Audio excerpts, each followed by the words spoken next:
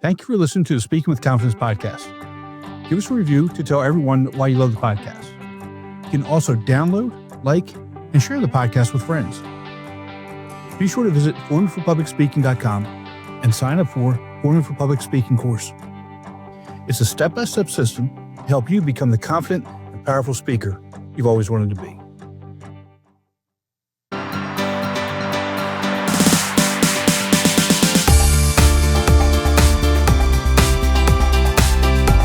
Welcome to Speaking with Confidence, a podcast that's here to help you unlock the power of effective public speaking. I'm your host, Tim Newman, and I'm excited to take you on a journey to become a better public speaker. Today's guest, Bobbie Carlton, is the founder of Innovation Women, an online speaker platform that was created to help get more women on stage at conferences and events.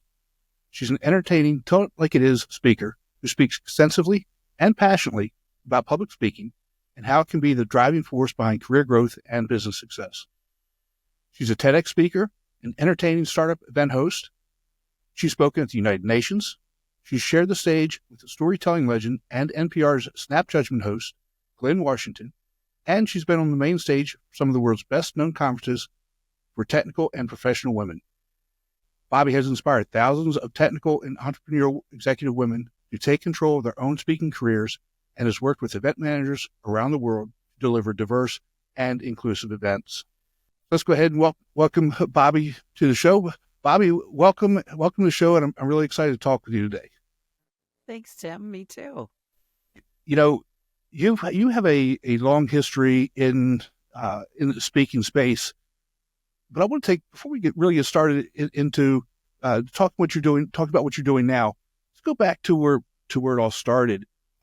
Talk about your speaking journey, and specifically, were there any times that you messed up and you felt embarrassed about it, and how did you handle that? I think all of them were mess ups early on. Just for background, I actually have a broadcasting degree. I went to school for radio and television, but I kind of immediately jumped into my role as a public relations person. And so it was my job to get other people on stage. And I spent a lot of time working with executives, often at big enterprise software companies, to help them get on stage.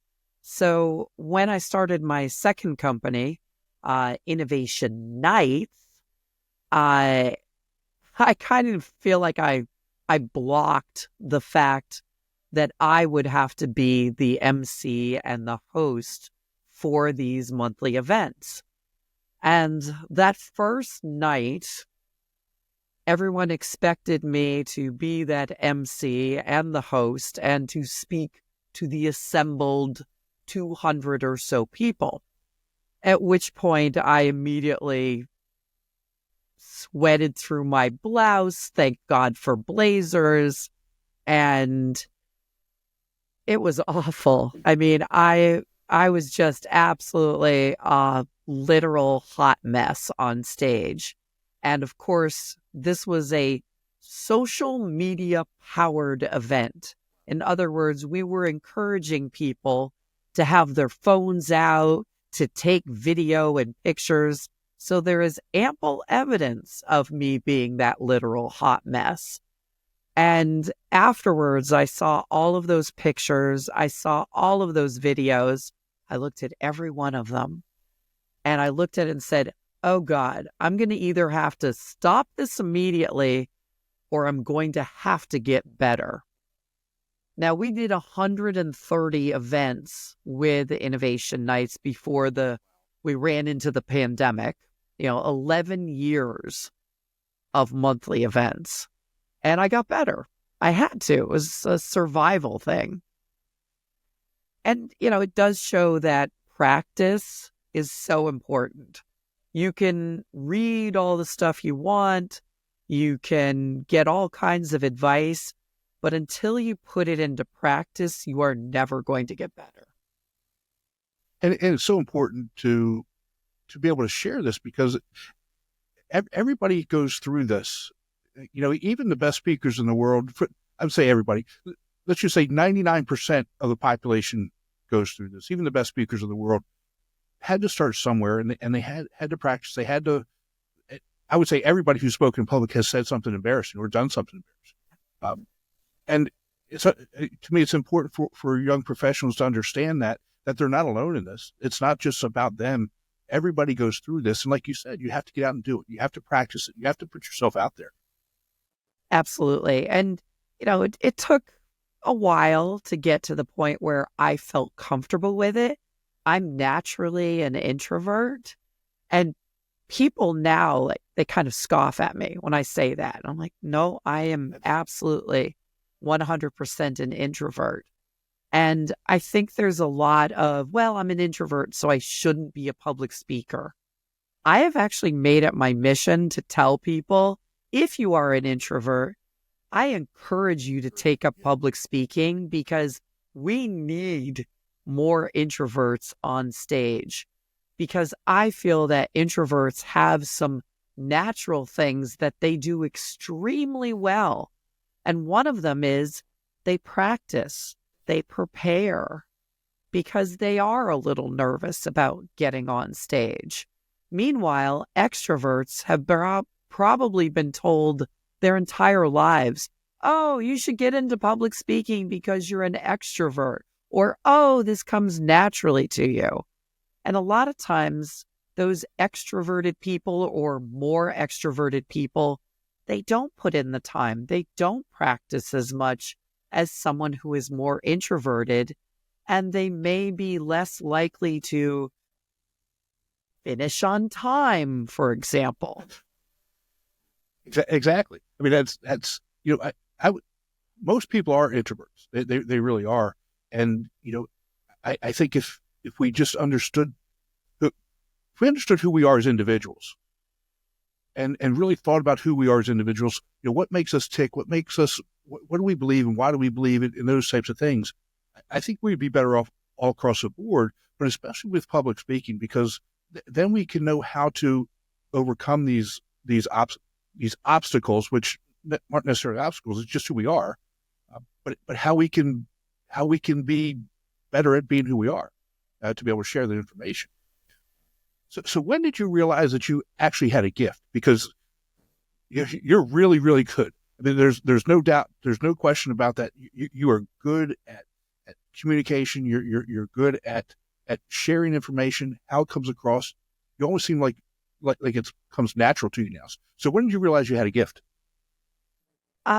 Gift or curse? I don't think I have a gift. I just think that I've practiced enough that the things I want to say come out in fully formed sentences. They come out in ways that people can understand what it is I'm trying to communicate. Yes, I have a background as a broadcaster. I worked in radio. But I also think it really was the practice of saying the same thing over and over and over again, so that now there are very well practiced answers to some things. And I have a funny little sense of humor that I employ when I am doing public speaking. One of my kids actually told me that I am funny because nobody expects me to be funny. That's a good one. And I was like, whoa, that's interesting. Actually, he at first said, you're funny because you're not funny. Like, what does that mean? What does that even mean? What do you even mean by that? And he's like, it's really the incongruity of being a not expected to be funny person with the little side commentary that is humorous. I also know how to use a pause. Pauses are power.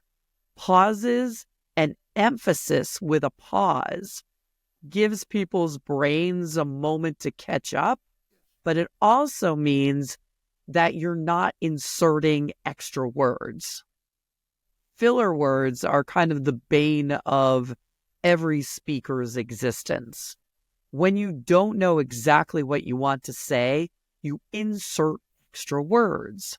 the ums, the so's, things like that. And I did a TEDx talk with 3 days notice. And someone afterwards commented that they were so impressed by the fact that I did it without filler words. And I said, well, of course I did. I knew what I was going to say.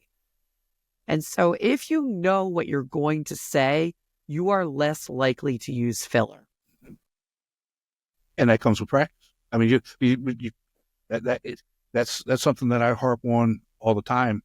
Again, I come from the sport background, and there's no team, no individual goes into competition without practice. And this public speaking is no different. If you're going to a job interview, if you're going to stand on stage, if you're going to a networking event, there are certain things that you should be practicing. Knowing who you're going to be talking to, it's paramount. Absolutely. It really comes across when you've practiced and when you haven't practiced, and the audience will be able to tell that almost right away. In terms of being authentic who you are, in terms of, like you said, the filler words, the pauses, all those types of things do come across, and the audience is going to find you out really, really quick. And it's just so important. Now let's get into what you've been doing lately. And I really like the way that you put things. You've got 3 businesses. You've got what you call your day job, your night job, and your dream job. Tell us a little bit about the dream job, because this is where I think we really need to understand the power of public speaking and how that affects women in particular, and how we can help elevate them into on stage roles, into the boardrooms, those types of things. Absolutely. And I've always seen public speaking as a path to many things. 2/3 of all conference speakers are men, which leaves women out of career and business opportunities that come from speaking.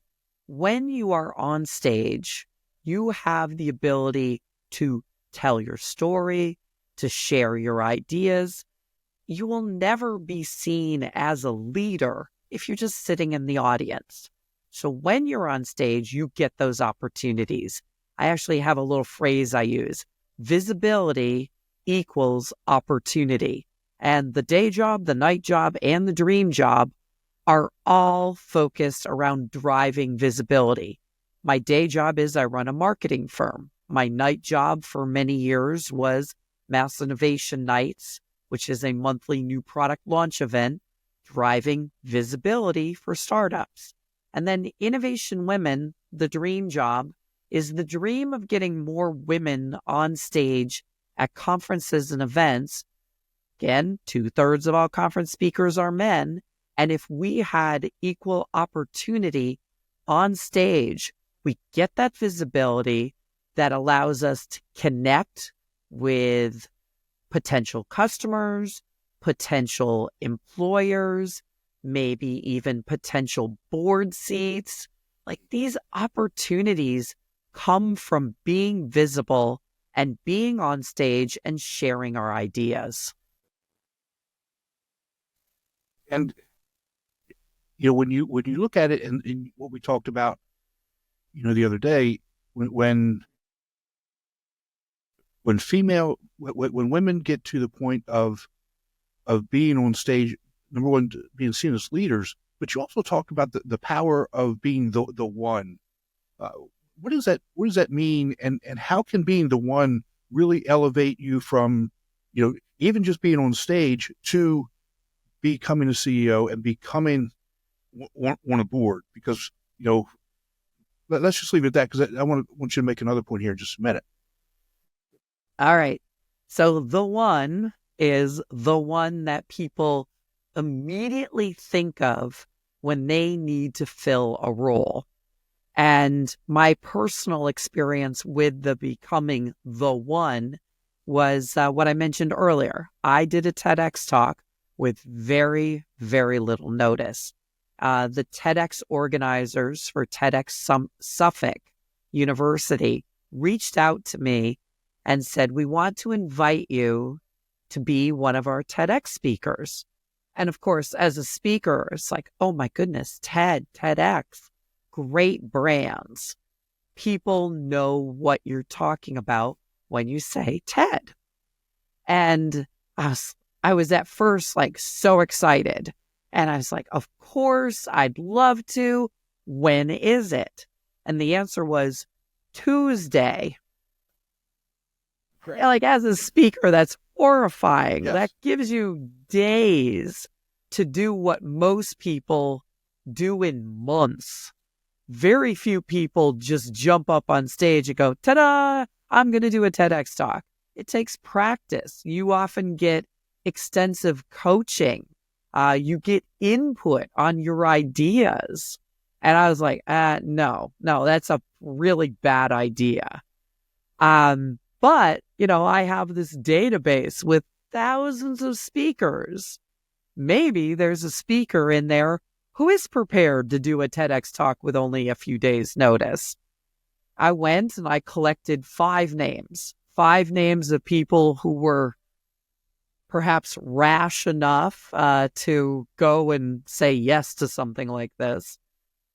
And the event organizers were like, no, none of them is in our theme. And I'm like, well, what's your theme? They said innovation. Like, Now I get it. Now I understand why you asked me. I started 2 companies with the word innovation in the name. I'm also a relatively well-known speaker in the Boston community because I was running at the time a monthly event where I'm the MC. You felt comfortable in inviting me. I was a known quantity and my brand fit your theme. That's part of becoming the one. Immediate recognition of that person as being a good fit for your event. That's what you want to achieve as a speaker, but it's also helping you with your career options. Like, hey, I need to hire a designer. I need to hire a chief revenue officer. Oh, I just saw somebody and I recognize them and I know their name and they're well known for that thing. That's part of it. And it's, to take that just a step further, right? When you're the one, again, you're going to start being looked at for CEO roles. Talk about the being elevated to positions on a board and how when women are on boards, the roles that they have to take and maybe some of the kind of disadvantages that they have of being on a board, and again, why it's so important to get them on stage so that they can get on to more boards. Absolutely. And being on stage gives you all kinds of advantages in the career and business world. People know you, they know your ideas, they know your story. They feel more comfortable with you because they have seen you in person talking. That's important. People do business with people they know, and people feel like they know you when you've been up on stage telling your stories. So being on stage also gets you access to new jobs, and sometimes board seats could be a part of that. I think it's incredibly important for women to be on boards because they are in a position of power. They are able to make suggestions to people who are running companies. If you look at kind of the Fortune 500, how many of those organizations are led by women? It's still a very small number. how many of those organizations have women on their boards? Again, a smaller number. So if we look at a board seat, is new legislation that has been happening in California, and I believe it is up for consideration in some other states as well, about the number of women on boards. Just having a single woman on a board is really not making the impact that we would like it to have. Because when you are the lone woman in the room, whether it's a board or any other location, you are being expected to kind of carry the flag for your gender. And that can be problematic. Like, you are in a precarious position when you are by yourself in any group, whether it's a person of color, whether it's a woman, whether it's a non-binary individual. Like, you're being expected to represent, and you may feel like you can't do that if it is just you. So sometimes there's safety in numbers. You need a second woman or a third. And there have been studies done about the makeup of boards that say women don't have the impact we expect them to have until there are 3 women in that room. Then they are not being there as a token woman. They are not there just representing their gender. They are there, and the expectations are very different. Yeah, that's a very interesting and kind of disturbing data set there for me. You know, the whole idea that, let's just take imposter syndrome as a for example, right? You know, it's the whole feeling of, I don't belong here, I don't belong here, I don't belong here. That's something that we tell ourselves. But then you get to this where, okay, now you have earned, we all earn things, right? You earn being on stage, you earn being the CEO, you earn the position on the board, but now you're not even really a part of the board because you're not taking something, you maybe not be taken seriously, you're not going to be listened to, what have you. Even at that level, it's kind of disturbing, you know, because we tell our young professionals, our people, that we're looking for leaders all the time, right? We want people to stand out. We want people to speak out. We want people to take charge of situations and move us forward and lead us. And now we're on a board as a woman, and you're not making any difference because you're not being taken seriously. It's just a little disturbing. Yeah, it's that degree of influence that you have as a single person or a single representative when you're talking about board seats or any other group that you're a minority in. So you want to have a quorum. You want to have kind of a critical mass. And that critical mass for women on boards is, I guess, 3. You know, you're not just a single woman by yourself. There's a group of you. And even if you have a male, you know, that is championing you or agreeing with you or encouraging you, my guess is it's still, it may have some effect, but it doesn't really have the effect that we want to have anyway. Is that accurate? Yeah, I mean, you don't want to be seen as the token woman.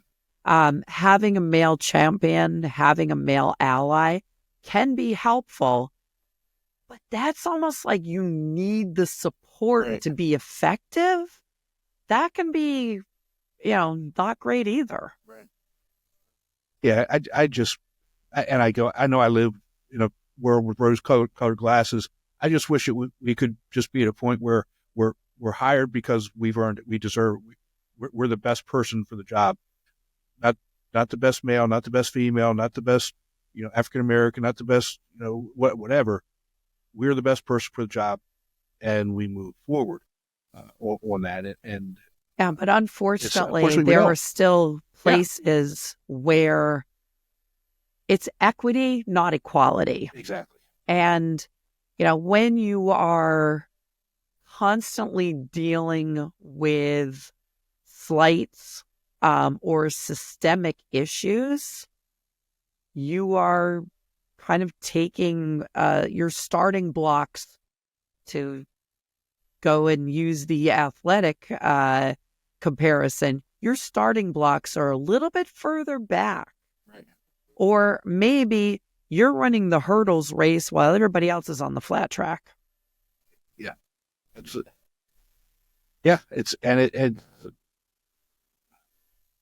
we have to be better. I'll just put it Yeah. there. One of the things that I've talked about with a lot of people in terms of the speaking game is there are some systemic issues when it comes to seeing women on stage. And this is all from the Bureau of Labor Statistics. Women are more likely to work part-time. Women are more likely to work for smaller organizations. Women are still more likely to be responsible for kids and home. And all of those are reasons why, when invited, women are less likely to say yes. Number one, we talked about part-time. So if I only work 3 days a week and I get invited to speak at a conference, maybe I've got a day of travel, the conference is a day long, and then I have to get back. That could mean that I'm out of work for an entire week. Right. And if I'm working for a smaller organization, there might not be anybody to backfill for me. Right. Or that smaller organization doesn't have it in their budget to send me to that conference. I might have to pay for my travel and my hotel out of my own pocket.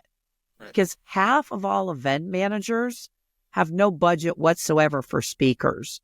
They look at speaking at their conference as a gift that we're giving you. We're putting hundreds of people in the audience for you. You want us to pay you too? Exactly. Not everybody gets paid to speak at conferences and events. And if you're a woman and you're not speaking as often, you might not be the keynote. 42% of some of event managers pay some speakers. They might only have budget for keynotes. So that means that you're being left out of the compensation from the organizers, and your company isn't paying for you as well.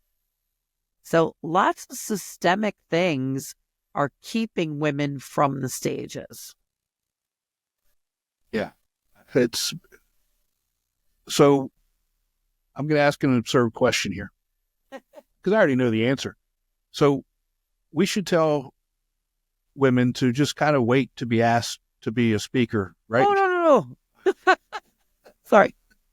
No, that's okay. Keep going. No, you go ahead with that, because that's it. If women are only on the stage a third of the time, we should just accept it and not even bother asking, not even start searching those out. Let's just sit back and wait to be asked.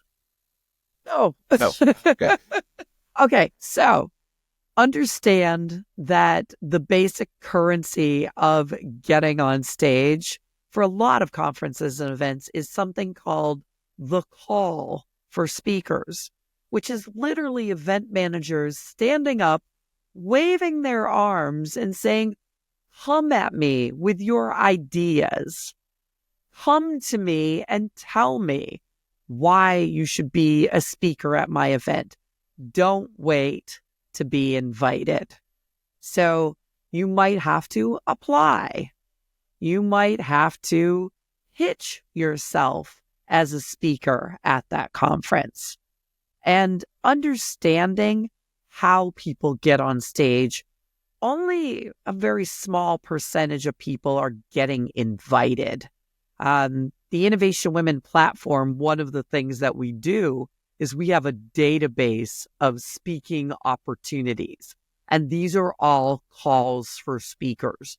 I think right now on the platform, there's like 1,500 calls for speakers that 1,500? are currently open, like right now, looking Wow. for speakers. So, Wow. and they change all the time. Right. Like once the deadline is passed, they leave the platform. And that's just a small percentage of the opportunities that are out there. We add like, I don't know, between 50 and 100 a week to our platform. Like and you don't need our platform. Like, I'd love to have you on our platform, ladies, but you don't need it. You can literally just go and search on Google and put in the words call for speakers, and you will see all of the opportunities that are out there begging for you to come and pitch. That's insane. So is there a certain time of year where there's more conferences? Obviously, my guess is around Christmas, the holiday time, there's probably not as many, but yeah. But so like an annual conference, they are probably putting up their call for speakers right after the previous conference. But I always say that there are kind of some what I call event silly seasons where it is super busy. September, October, also April and May, those times are extra busy because all of the conferences and events are trying to get in before the holidays and get in their event before summer when they might lose some people to vacations. So there's an extra predominance of events during April, May, and September and October. But there are events year round all over the place. I've done speaking at one particular event every year for 4 years in a row, and it's in August. It's like people who are scheduling events, they look at the calendar and they say, okay, when is it we're getting together? Little side note here. A lot of organizations actually have it written into their bylaws that they have to have an annual event. That's part of their internal rules, which means that when the pandemic hit, a lot of those same organizations had to, they didn't have a lot of choices. They could either cancel their event and run up against their own bylaws, or they could postpone and somewhat indefinitely when the pandemic hit, or they could go online. And going online was a fantastic opportunity for women in particular, because it meant that we could do our speaking from right here. Right. We didn't have to travel. We didn't have to find a babysitter. We didn't have to find somebody to take care of our parents or whatever it is we do. Right. We could do it from our homes. So and that was a really good thing for us. Yeah, not even lose a full day of work, right? Yeah. Because it's maybe an hour and a half, 2 hours tops of... You still had to prepare. Right. You still had to practice. But that could be all done on your own time, and you didn't have to hop on a plane. Yeah, that's and even still now that the pandemic is over, there are still a lot of conferences that stayed virtual, which is hybrid. Great. I think everybody here's Tim talk now.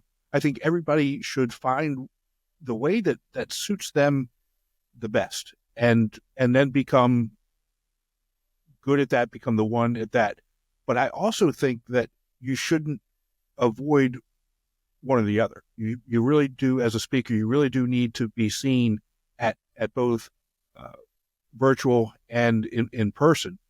Even if you're better at virtual, you still need to be doing both.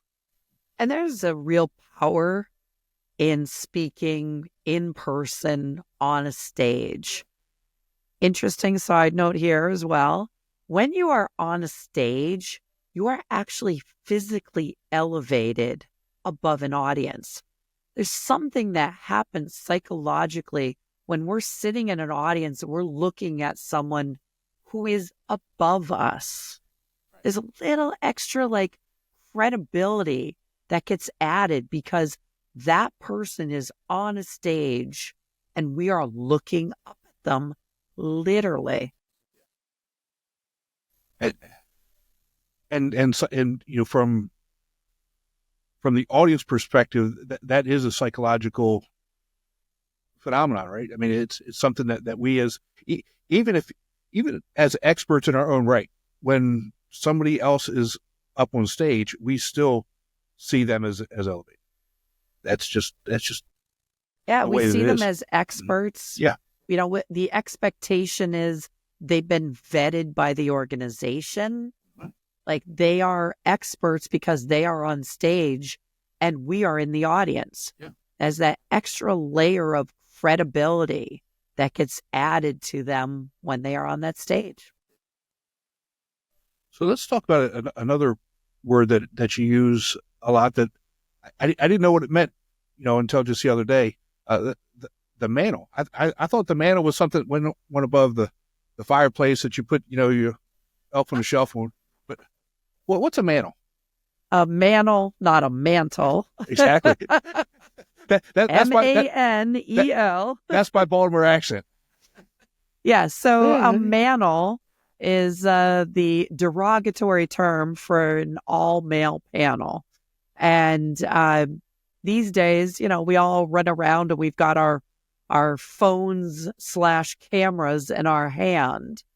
And there is a, you know, very easy for us to take a picture of the all-male panel in front of us and share that on social media saying, hey, they couldn't find a woman expert for this. We have a term that we use as well. We call it the all-male, all-pale, because often they are all white, all-stale, because it's often the same people. So all-male, all-pale, all-stale.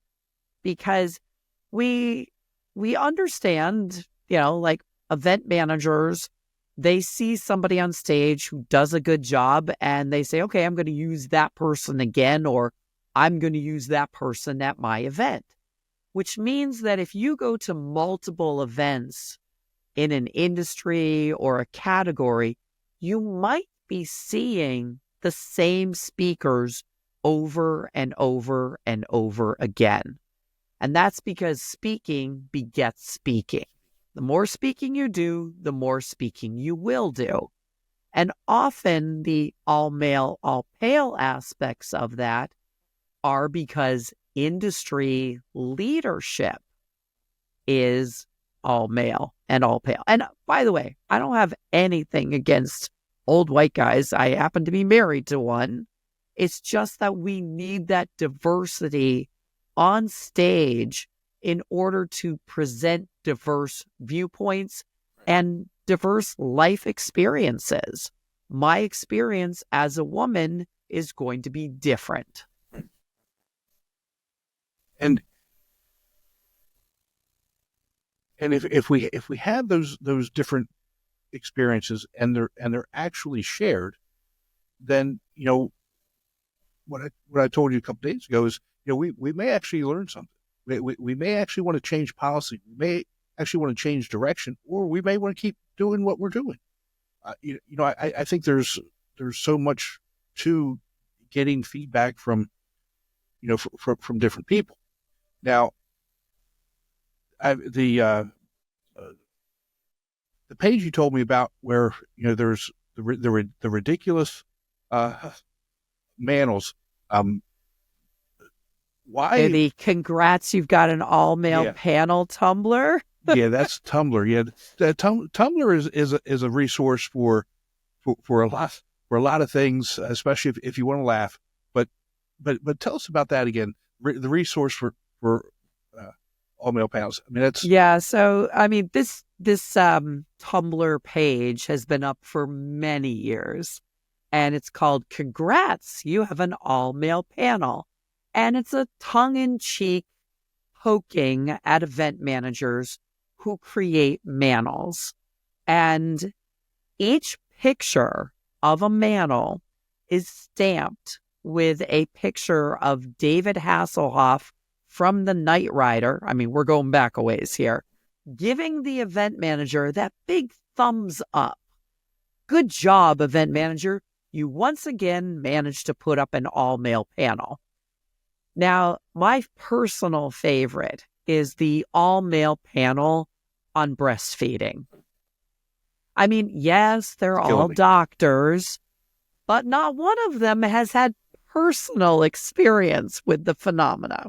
So you would think that they could have possibly found some other expert on breastfeeding who might perhaps have been female. Exactly. Just maybe. It's killing. You have to shake your head. I mean, you would think, though, that there would be somebody would see this and say, you know what, something's not right here. We need to we've do got something. A problem, folks. Got a little bit of a problem. Yeah, and there's actually things that men can do as well.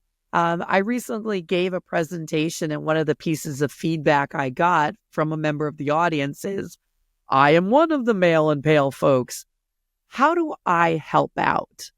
And there are various pledges that you can take, gentlemen, where you can say, I will not appear on a manel, or I will not appear on a panel that is all Caucasians. And as you take this pledge, then you need to kind of deliver on it. So if you are asked to be on a panel, you need to raise up to the event organizers the issue and say, hey, folks, I've noticed that this panel that you asked me to be on is all men currently. What can we do about this?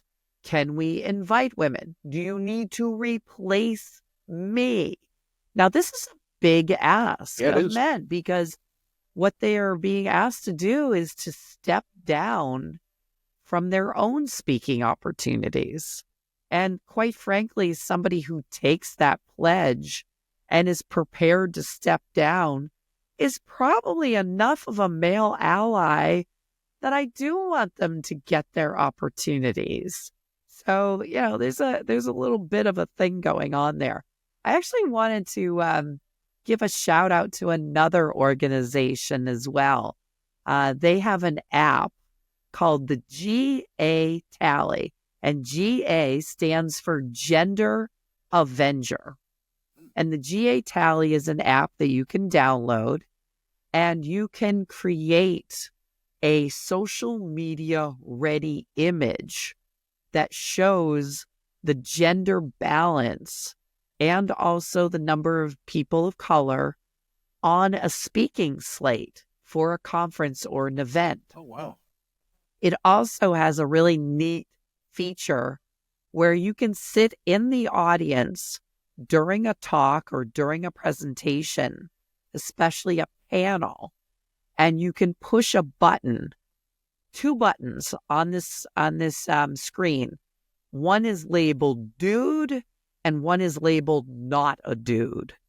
And you can actually look at the share of voice, because having women on stage isn't necessarily the end. It's only the beginning. They have to be able to speak.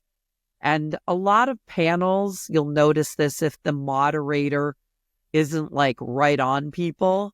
Some people get more opportunity to speak than others. So you need that share of voice as well as you need the presence.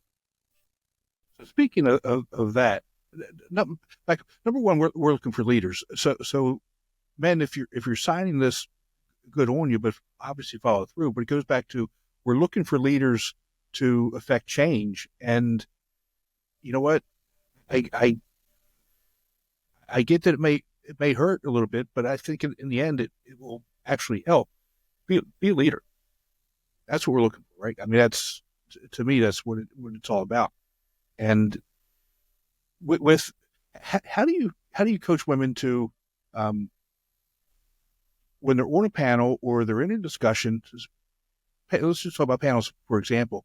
When they're talking, they're finally given their opportunity to talk, and then they're interrupted.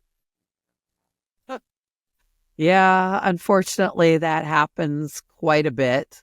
And sometimes you just need to be prepared. If you get interrupted in the moment, sometimes it's kind of hard to speak up unless you're prepared for it. So I invite people to practice their preparation, especially if they're going to be on a panel where there are one of the only women or the only women or only woman. So, for example, one of the things I love to use myself is, wow, I really appreciate your enthusiasm, but just let me finish my point, and then I'd love to hear your thoughts. Or hold that thought, I'll be wrapped up in just a moment. Or maybe you need to be a little bit stronger. I'd like to finish what I was saying, and then we can discuss your perspective. So practice your response ahead of time, especially if it's happened to you before, or perhaps you're anticipating the introduction or the interruptions. Yeah, those are a lot more, less abrasive than I would handle it. But then again, that's just me and my style. When I get interrupted, I pretty much say, thank you for interrupting me while I was. Thank you for talking while I was interrupting you. It is what it is.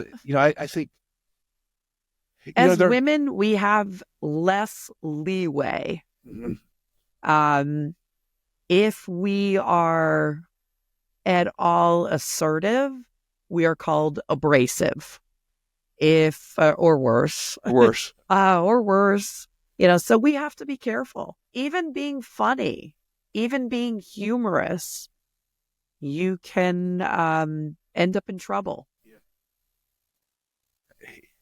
Yeah, I don't understand that. I just... Neither do I, but I don't know. Maybe that's why we're here talking about it, because I think, I come back to, we're looking for leaders where, and we want people to be able to, because everybody has a story, right? Everybody has something that they want to share about. Everybody has their expertise and experience. And if we're not willing to accept that and listen to it, then we've got all kinds of other issues. Let that person be who they are. If you don't like that personality, you don't have to like that personality. Let them be them, and move on. So I just... I think that people forget that when we shut down someone else's perspective, we also lose. Yeah. What if that's the person that had the answer to your problem? What if that's the person that had the cure for cancer? What if that is the person that could make a difference in your industry, and yet they were never allowed on stage? They were never invited to be on stage. Like, we are all losing when we lose the opportunity to hear from everyone. That's it. Is there anything else that you think we need to talk about that we haven't talked about? I could talk about this topic for days. I understand. I really do. What about one piece of advice for women outside of stand up and do it now? Would you give them? Yeah, I often tell people from the stage during my own presentations, just say yes to public speaking and we'll figure it out later on. Okay. Yes, absolutely. Say yes to any opportunities that you get and figure out how you can make it happen. But I think being prepared and practicing for public speaking opportunities is the biggest lesson that people need to hear. You are not expected to be an expert the first time you jump up on stage, but you can do things that will make you better, whether it's asking a question from the audience, getting your practice there. I think we tend to think about public speaking very narrowly, like what we're doing right now. That's public speaking. Yeah. Being on a panel, that is public speaking. And by the way, great opportunity because you usually don't have to do a whole presentation and you're sitting in the comfy chairs on stage. Like you're just having a conversation and there happens to be an audience. But if you really are looking for a way to practice public speaking in a very small way, dipping your toe in, the next time you go to a conference or an event, ask a question from the audience. You get to introduce yourself. You get to tell people who you work with or what it is you do. You ask your question and ta-da, you are now a public speaker because you spoke to the exact same audience that the speakers on stage spoke to.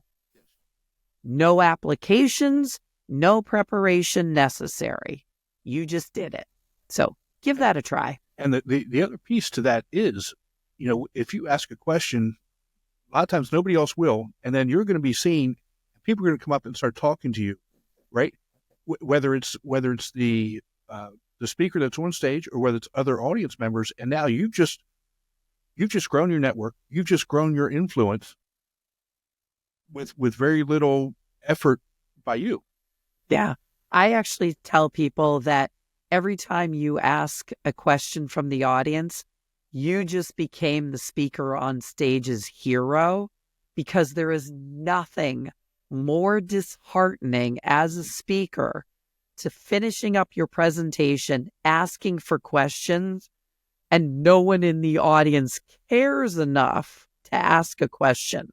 It's like, I'm dying, crickets, and it's awkward.